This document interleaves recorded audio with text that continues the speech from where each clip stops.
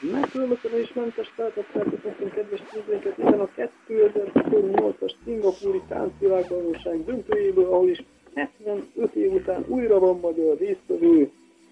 Köszöntse színni nem akaró tapsihar és orbitális ováció a kiváló magyar versenyző Ciprián Krisztián, aki egy népszerű gyermekdalra fog ma önöknek táncolni.